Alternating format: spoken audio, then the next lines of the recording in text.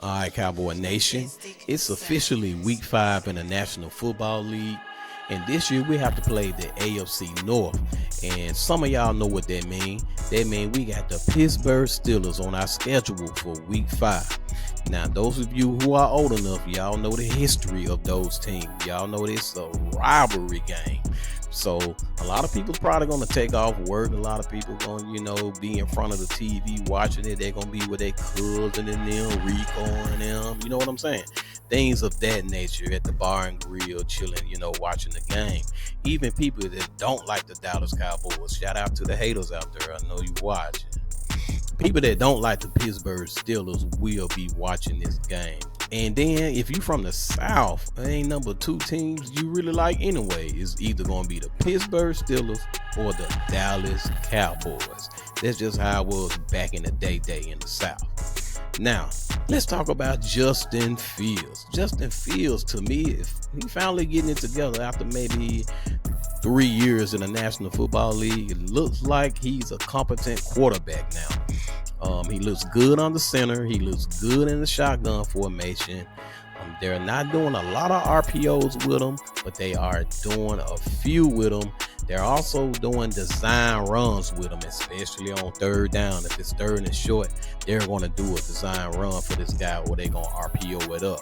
Also, when you get down in the red zone and you get to the first and goal or second and goal, we're going to have to look for some RPOs. We're going to have to look for him in the design runs type of things, those type of schemes down near the red zone. We're going to have to look for that.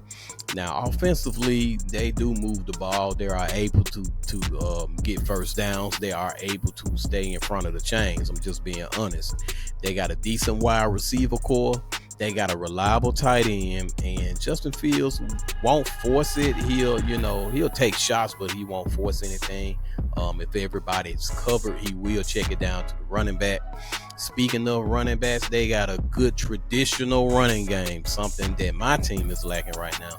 The Pittsburgh Steelers do got a traditional running game with Najee Harris and with Patterson. Those two guys are doing good, and then you mix in Justin Fields with the design runs and the RPOs. They're able to get well over 100 yards per game from a rushing standpoint. But their red zone offense, to me, is not efficient enough, and that's their problem. They're not going to score a lot of points, and that's going to be one of their Achilles heel. The other thing is they fumble a lot. Justin Fields, he's dynamic, but at the same time, he do cough up the ball. So that's a plus for us. So, we love turnovers. So Justin Fields finally looked good after maybe, like I said, about 3 years. And the Pittsburgh Steelers just basically hang their hat on their defense. Their head coach, Mike Tomlin, is defense-oriented. He preferred to let his defense beat you up. Use the running game, then use it to play action off the running game. I did see some fake tosses and some bootlegs, so they will do that. They'll use some play action and they'll throw downfield off play action. But their main goal is to run the ball down your throat and then put their defense out there. After they tire out your defense, their goal is to stop you offensively with their defense. And speaking of defense, I believe they are the number 1 defense in the National Football League at the moment. Now, the keys to succeed in week 5. We're going to have to contain Justin Fields. We're going to have to do some containment on the edges. We're going to have to stop the run.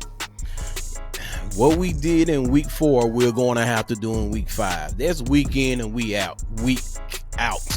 Week in and week out. You got to stop the run in the National Football League, because these teams will run all over you.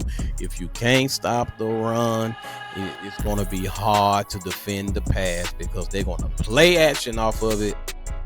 When you sell out and commit to the run, they'll play action off of it. They can use the short passing game, or they can pass it over your head downfield. So it's imperative that you stop the run. So that's one of the keys that we need to do. Number 2, We got to limit Justin Fields as far as rushing. The design run plays, we got to have a spy on that guy. So number 2, we need a spy on that guy because he will take over games. Just last week, they almost came back and won because of Justin Fields put the whole team on his back and did a lot of design runs, a few RPOs, but a lot of design runs in the third and fourth quarter. That's just something we're going to have to game plan against. I'm looking for Mike Zimmer to put a spy. I need Overshown and Kendricks to be on that guy.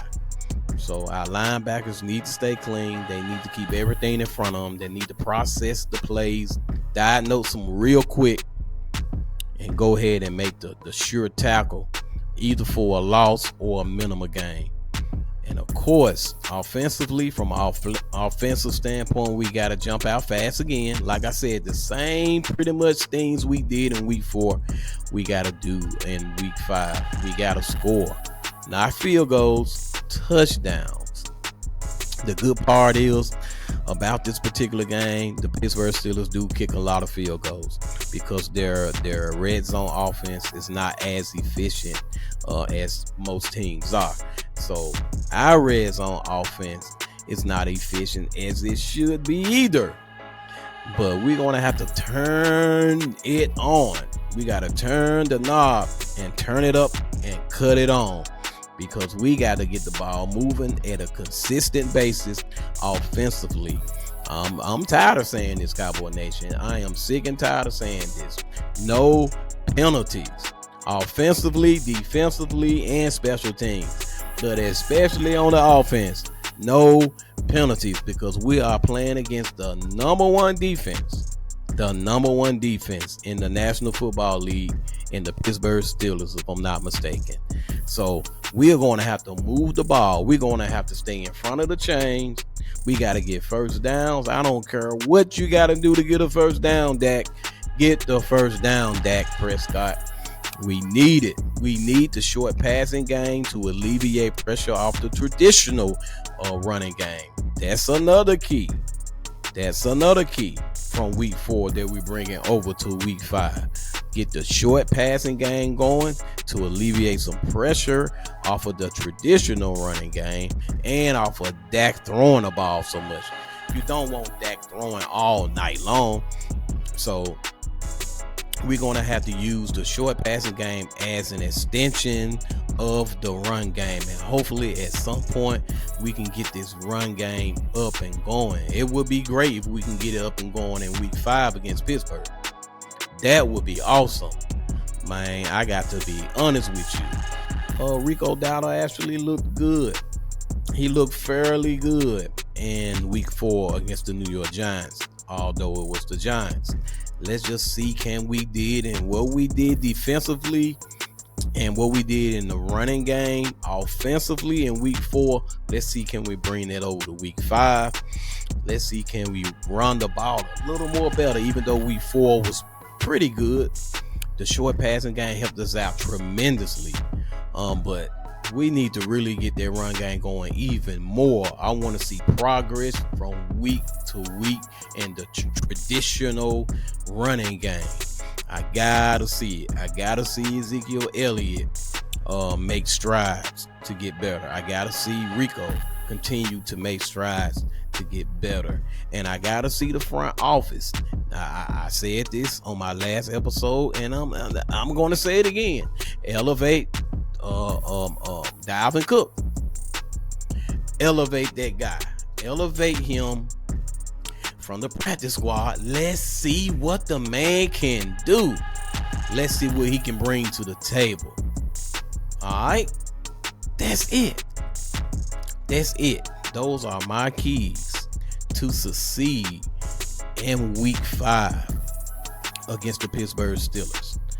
Now, the defense is guarded. The defense is stout. The defense is good. And I'm talking about the Pittsburgh Steelers defense. It's good. So we're going to have to minimize penalties. I can't stress that enough. Minimize penalties and move the ball offensively. Those are my keys to succeed in week 5. That's my time, Cowboy Nation.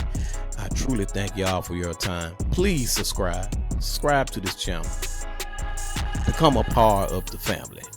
Come on and join in. We ain't gonna bite you, we ain't gonna hurt you. Share it with a friend, put the thumbs up. Share it with a neighbor, share it with a stranger, share it with a co-worker, and share it with your enemy. Maybe y'all might become friends after talking about the Dallas Cowboys. DC for life.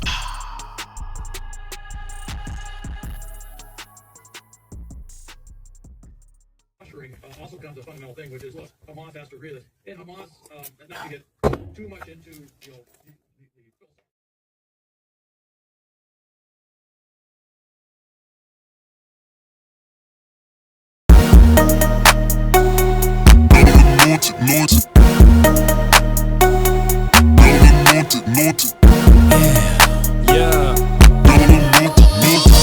Holy Spirit, lift the standard.